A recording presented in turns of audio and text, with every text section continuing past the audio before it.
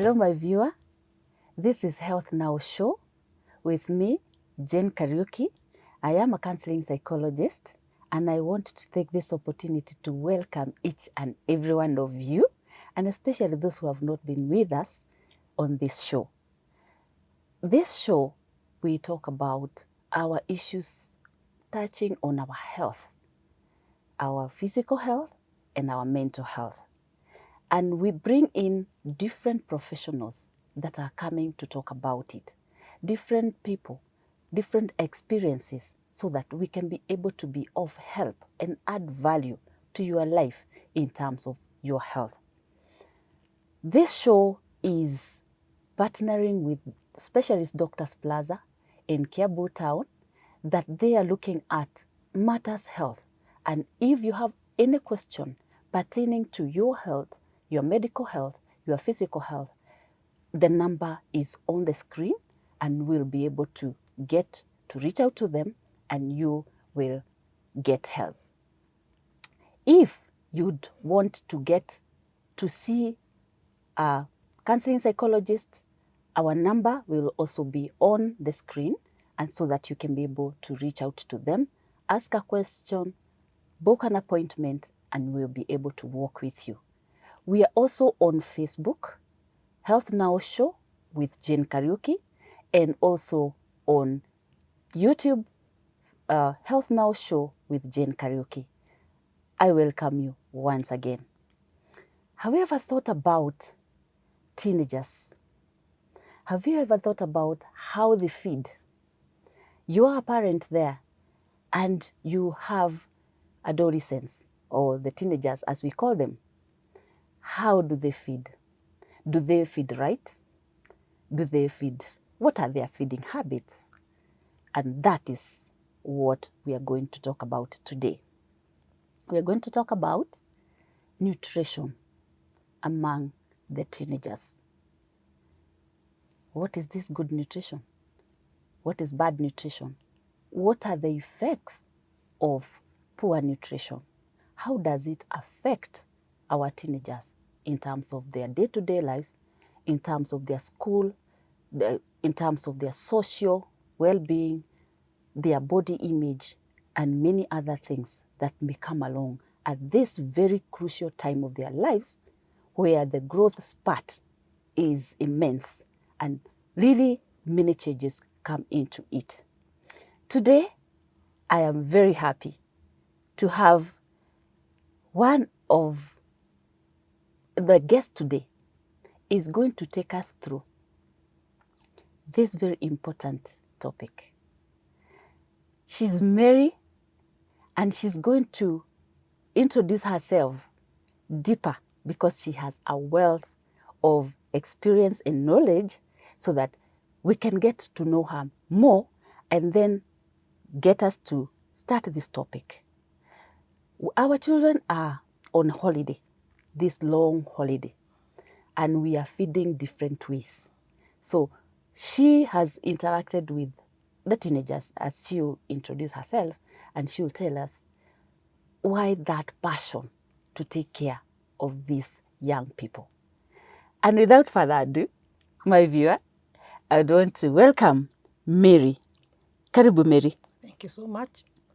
Karibu sana to this show. Thank you so much. This show, we just love ourselves, talk about our matters health, our issues health, in broad perspective, in specific perspective, and that is why I'm very delighted to have you and to host you today. Thank you. So kindly say hello to our viewers and be able to introduce yourself, so that we can now continue on this journey. Thank you so much, Jane. Yes. I'm so glad you could have me today. Hello, our viewers. My name is Mary Waganjo. I'm born again. I love the Lord. Mary is a wife. She is a mother of 3 young men. 2 are in their later years or they are young adults. 1 is an adolescent. Mary is also a teacher of many, many years. And Mary is also a nutritionist. I welcome you that we may have this discussion today. Thank you. Karibu sana once again. Asante. I'm so happy to talk about food, to talk about nutrition. Yes, Mary, if you could start us off by defining what is nutrition. Nutrition. Yes. Okay, so nutrition is actually the consuming foods. You know, the way we consume the foods, how the foods are used in our bodies so that the body can carry out various functions. One of the functions is like growth, development, and other metabolic processes. So when you're talking about nutrition, we are talking about the way we consume the foods, the nutrients we get from the foods, and how these nutrients now help the body to carry out its various activities. That is a general description of nutrition, of what it does. Yes. Yes. We are talking about nutrition Yes. and the adolescents or the teenagers. Yes, yes. I think your passion, as I had talked to you earlier, is so much on this category Yes, yes. of people Yes. that we have in our homes. Yes. And that passion, I could hear it, I could sense it even as we were talking. You could probably share that passion, the reason you are so passionate about the teenagers, a category that most of the time we don't talk about in terms of the nutrition, but we talk about them in other ways. In other ways. Yes. Thank you so much. Yes. Now, as I have said earlier, our viewers, Yes. I am a teacher Yes. by profession of many, many years. So I have interacted with teenagers for quite a long time. Yes. Not forgetting, I'm also a mother who has gone through Yes. teenage. And therefore, of course, I have observed, I've gone through what other parents with teenagers have gone through. Yes. Teenage is a very special time because apart from the first year when that child is born, when we have rapid growth, the other season in the life of a human being that there's a very big growth spurt is teenage. So it's a period that is characterized by a very high rate of growth, the one we are calling a growth spurt. Yes. And because of this spurt, it now triggers special nutritional needs, and we'll be looking at them and what it does to the bodies. So teenage is characterized, one, by the growth spurt. Then there are other things that come with teenage. For example, there are so many emotional changes. You know, the triggering the emotions. We will have moody teenagers in the home. Yeah. You know, because of the hormonal activities. Yes. So that is the other characteristic of teenage. The other thing is that is a time that this child wants to assert themselves. You see, they want to assert themselves, their identity. That is the time they want to be felt. That is the time they want to feel their opinion matters. Teenage. There's the other issue of fitting, the socialization, the peer pressure. Teenage is that time where the opinion of the peers matter more than the opinion of the parents. I hear you. So when we put all these factors together, Yeah. it makes teenage a very special time. And we have to give some special, we really have to consider teenage. When we are planning our meals, it's a time we really have to take into consideration all these factors. That is why it's a special season, and that is why we are here to talk about it. Yes. Yes. In your interaction, you've mentioned that for a period of time, you have interacted with them, and also being a mother. Yes, yes. You have seen a few things that you have felt in your heart that need to be addressed. Address, yes. Sure. Yeah, so probably before we get into that, we'll probably you look at what is good nutrition. Yes, yes, yes. Now, nutrition, we have basically two types of nutrition. We can talk of good nutrition and poor nutrition. Now, good nutrition, from the way we had defined nutrition, is actually that state where the body now is getting the right amounts of nutrients to enable it to function at its best. When we are giving the body the right nutrients in the right amounts, and the body is functioning the way it should, that is what we are calling good nutrition. And it is characterized by what we call an optimal diet. This is a diet that cuts across all the food groups. It is a balance. You know, in school we are being taught what is a balanced diet. And you could sing, it is a diet consisting of all the of all the nutrients. Yes. You see, but now there is more to it. We are talking about food groups. We were talking about the The carbohydrates. carbohydrates, yes. And then yes. the proteins Yes. and the vitamins, And the when we were vitamins. learning Yes. that long time ago. That long time ago. But now we have to go deeper Yes. and see that now we have to vary. So when we are talking of the optimal diet, it is a diet that is varied. It cuts across all the food groups. We say across the food groups, and within the food groups, we'll be seeing what are the food groups. Yeah. So that is the good nutrition. Now come to the poor nutrition. Poor nutrition is now the opposite. It means that the body is not getting the nutrients it requires to function. Either it is getting too much, we call it overnutrition, or it's getting less, we call it undernutrition. Actually, poor nutrition is simply malnutrition. Malnutrition. So either you're giving the body too much, more than it requires, you're giving the body less.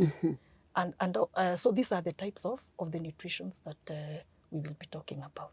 Yes. Okay. Would we start with the poor nutrition? Let us start with the And what you're calling the malnutrition. malnutrition. Now, malnutrition, that state of either having too much or too less, is caused by a few factors in our society that are important for us as parents of teenagers that we should know. One of the things leading to poor nutrition is the availability of the low-cost foods. Low-cost foods, but they are high in fats, high in sugars. They are so much available. Unfortunately, even in our homes, they are so much available. So as parents, we really need to rethink of the foods that we are availing to our teenagers. These foods are too much. When we go to the supermarkets, look at the displays. You know, the sugary foods, the baked, foods, Yes. they are so much. Out there, the street foods, the deep fried foods, they are so much available. So one of the reasons leading to this poor nutrition, I could say, is the availability. That is one of the reasons. Now, the other reason is on the accessibility of what we are calling the healthy foods. The healthy foods. Accessibility also refers to accessibility in terms of money, affordability. Those other unhealthy foods, if I may call them unhealthy, are cheap. You will find that these other ones, the healthy foods we want to eat, probably would be more expensive. Yes. So accessibility, then are they that available? Are they that available? Because you'll be looking at the cross-section of those healthy foods. Then the third thing is the perception. Perception. There is the perception that these foods that we are calling healthy, one, are very inconveniencing. They need actually, they are the foods we need to buy. We need to prepare them. Yes. We need to cook. So we sit down and wait before we eat. Yes. As compared to if I just went out there and bought maybe a packet of chips and, it's ready-made. Yes. They are called convenience foods. Those are the foods, the ones we are saying we should avoid. They are called convenience. Why are they called convenience? They need little or no preparation. They are ready to eat. You buy and you consume. You see, if I buy a bottle of a soft drink, it's just ready. I'll just go consume it, maybe with a packet of crisps. You see, so that is the other reason. The perception that they will take long to cook. I have to wait for them. They are so inconveniencing. The other thing is taste. And it is true, actually, if you compare, the other foods that are more, the convenience foods, let me call them that. Yes. Normally, they are added sugars. They look nice. Even the appearance looks very nice. The presentability. Presentability is there. Yes. But think about these other ones. When we talk about the taste, it is not as good, unless, of course, we invest in skills on how to prepare them. Now, the other challenge of poor nutrition, I could say contributory factor, is how do we role model as parents? Role modeling comes in. The parents, we have a role there to play. Yes. Because as parents, our children will pick from what we see. So how do you role model as a parent? So if there is poor role modeling, depending on what you're consuming, your children are going to pick the same. Because this is what you are giving them. Yes. This is what you're giving them. And the child, their choices are so much determined by what they have seen. Especially teenagers, they learn by seeing. what are you seeing in the home? What are you seeing? So as parents, how do we role model? That is also something else about this poor nutrition, and that is why our concern, it is of great concern. Yes, that's what I would say about the poor nutrition. Yes. Yes. What are some of the effects of this poor nutrition on our adolescents? On our adolescents. Yes. Now, one of the main effects are the risks of, first of all, you have the lifestyle diseases. Okay. The lifestyle diseases are diseases that come to us because of the way we live, what we do, what we eat, how we work, our activity levels, lifestyle diseases. These are diseases like obesity, overweight. Overweight and obesity, they go together because overweight progresses now to obesity. Yes. Then we have the non-communicable diseases.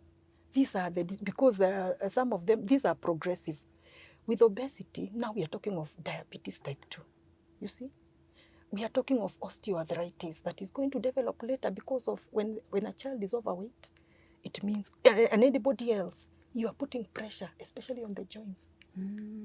So you see, now we have osteoarthritis.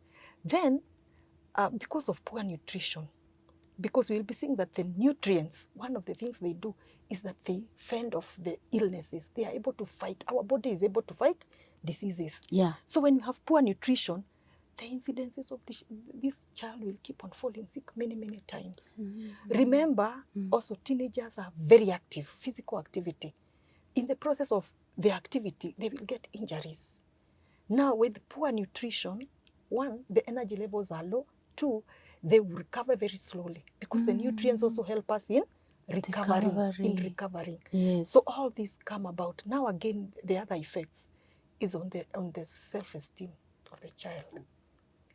Because either with excessive, like for example, when we talk of obesity and overweight, it has an adverse effect because to teenagers, image is everything. Yes. That is why you will see them with mirrors all through. With mirrors, looking at themselves. They are very conscious about their weight, their appearance. That is the time they are now getting conscious about their body sizes and the shapes. So when this child now starts getting overweight, it affects them. It really affects this child. So they can go even into what we call the anorexia. You know, they refuse to eat. They refuse to eat totally. And that one for parents is actually a danger sign. You should, when the child is refusing to eat, and you can see, it's not, they are so much obsessed about their weight. Yes. Until they can't eat. But to you, it looks like the weight looks okay. But they are so much obsessed, they refuse to eat. Yes. The others who eat and then induce, like vomiting, bulimia, they will eat, they will binge eat, they can eat, and then they induce, because they are so much obsessed with their sizes. Yes. They imagine now they will suddenly plummet and become very big. So they can induce vomiting, they can take laxatives, you see. So all those are effects, and it can actually lead to depression. Yes, so those are some of the effects of poor nutrition. Yes. And on that, especially on the self-esteem, low self-esteem, I've also found that the way the body shaming feedback that these teenagers are given, you're called kanono. Kanono, it is true. When it is an active, like you're supposed to walk, then we're told kanono hawezi. Kanono hawezi, yes. So those kind of things, and also body posture, they will change.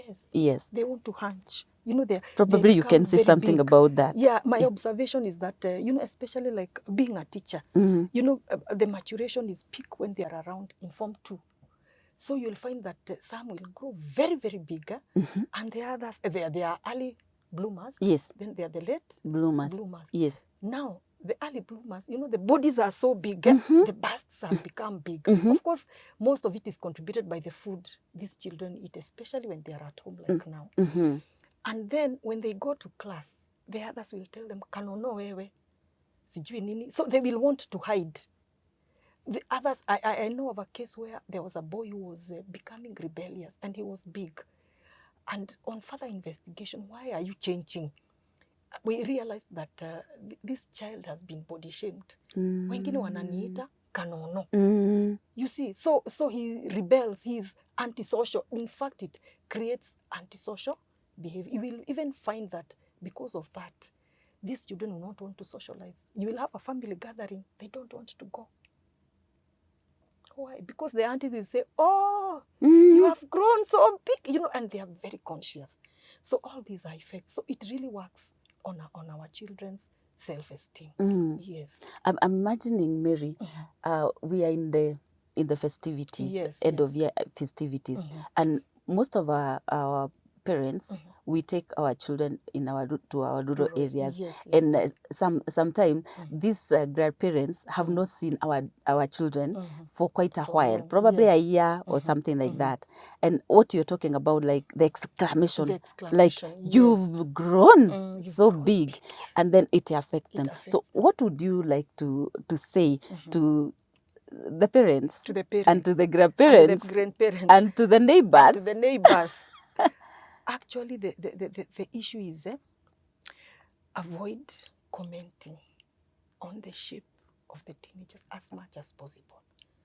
Especially you as a parent, avoid commenting on the shape. In fact, we always say we focus on the positive. Focus on the positive. And you as a parent, if the grandmother just exclaims, you can just neutralize it with just a plain comment, But later on, it will take you having to talk also to your teenager after that. It will take you having to talk to them and give them that support. Let them feel the mother is there. They are backing them. Because actually it's a very sensitive time. Yes. Very, very sensitive time. Yes. And when we keep on commenting on their, the way they look, it affects them. Yeah. It affects them, yes. Yeah, because when grandpa comments, when Yes. grandma comments, yes, everybody when is mom commenting, comments, yes. these are significant people in my Yes, life, in my life. and they mean so much. Yes. So whatever they say affects me. Yes, yes. So as we prepare to, Yes. some of us go to the rural To the areas, rural areas. or even our neighbors, even Yes. when we're having gatherings, their birthdays, their other parties. So I think we need to keep that in mind. Keep that in mind. It is very, very true. Yes. But the basic idea, let us affirm our children also. Let's build their confidence. Let us build their confidence. Of course, we would not really want our children to grow out of size, but it is important as you walk them through that journey of healthy living and all that. Also affirm them, even with the word of God. You are fearfully made. You are wonderfully made. You speak to them as you even assist them. We will see how we can assist our children so that they can now go back to healthy living. Yes. So you've talked about poor nutrition and the effects, what it brings to us, and probably many more others that you may chip in later on. Yes. Now, we have seen that side, that is poor health. Yes. Or, that brings poor health due to poor nutrition. Yes. From the parents to our teenagers. Yes. Now, Mary, let us look at what is now good nutrition. What as parents are we supposed to do so that we can improve the situation? Yes. Very good question, Jane. Now, good nutrition, as we have said, is really we are talking of the optimal diet. This is a diet that cuts across all the food groups. When we talk about food groups, we are talking of a collection of foods that have similar nutrients. They have similar nutrients, and these nutrients play the same role in our bodies. For example, there's one food group called the starches, one of the main food groups called the starches. Yes. Starches are responsible. They are the ones that give us the carbohydrates for energy. And remember, we are saying teenagers are active. So this is a very important food group for the teenagers. They need the energy. Yes. So we are saying, when we talk of food groups, now within that food group, which are the foods? That is what we call now within it. So we say we have rice, we have maize flour, we have chapatis, we have starches from tubers. You see, so that there's a variation. Okay, so that's when we will be talking about dietary diversity. That is what it means. Then another food group is on another important food group, fruits and vegetables. These are the ones that give us the minerals and the vitamins that will do what? They will fight off the diseases. Very, very important for keeping off diseases. Very, very important even for working with other nutrients so that they can be absorbed in the body. And, even the roughage. They are also sources of the very important minerals in teenage, like iron, like zinc. Iron is important for the blood, the volume of, production of the red blood cells. The zinc important for the maturation of the secondary sexual characteristics, beards and busts. So it's important for a parent to know that. So we have the calcium because of the bones. The bones are growing. So these teenagers need enough calcium. Yes, we need to provide them with calcium. Don't say maziwa ni ya ule mtoto mdogo. No, the teenagers need a lot of calcium. We'll be looking at the servings.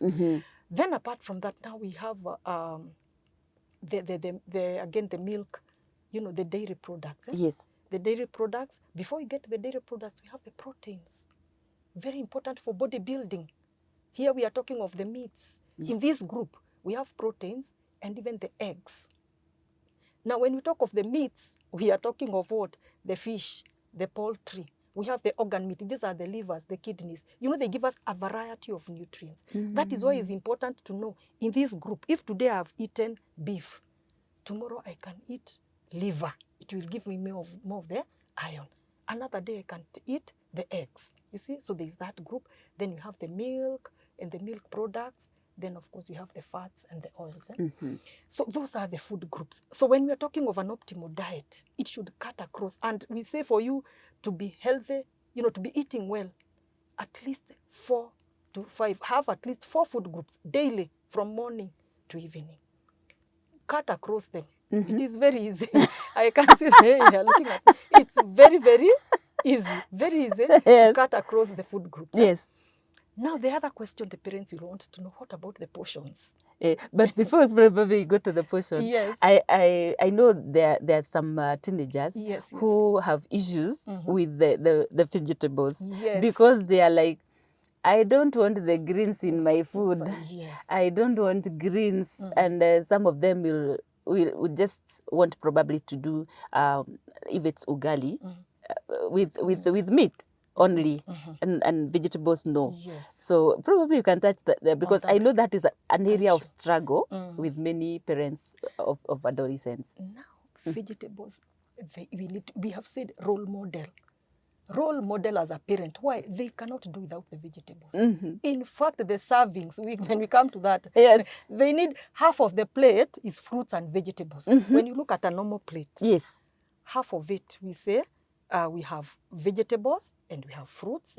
Then this other quarter, we have the proteins and the carbohydrates. So vegetables, they must be there in big quantity because they are the sources of the minerals they need, those ions. The dark green leafy vegetables are good sources of iron and calcium. So and then let's give our children nutrition information. Why are we eating these vegetables? So when you take time with you, that's why we will be saying, let us involve our children, even in preparation, meal preparation. That is the time as the parent can take the opportunity to explain, with these vegetables, we have the various rules when we are cooking vegetables, how to get optimal nutrients. Why do we need vegetables like that? Let us involve them and change. It's a matter of attitude, but don't go by force. Don't force them. No. When we use force on teenagers, it elicits the opposite reaction. Yes, the resistance. Resistance. So we are saying, when you're dealing with that, I know vegetables is an issue. Some will just want ugali and an egg. And they are okay with that. Ugali and milk. And milk to make it easy. But it's important that we make our children understand, especially at this stage. I have a parent who was, the children were insisting that they take ugali with milk only. But so what the parent was doing was, the mother was, give them the milk and put the greens aside. Tell them, you first eat ugali with greens. Ile utabakisha, what you remain, I now give you the milk to complete it. Excellent. And that way, they are kind of bargaining. They bargained so that they are able to now move to the next one, so that the child is having the milk, the dairy product, and is also taking the greens because they needed to have the greens. But that was a bargain that was done. That is why you are saying, don't force them. Don't force. Yes. but Don't force it. bring a way Of doing it. of- Be of- creative. Yes. Be creative.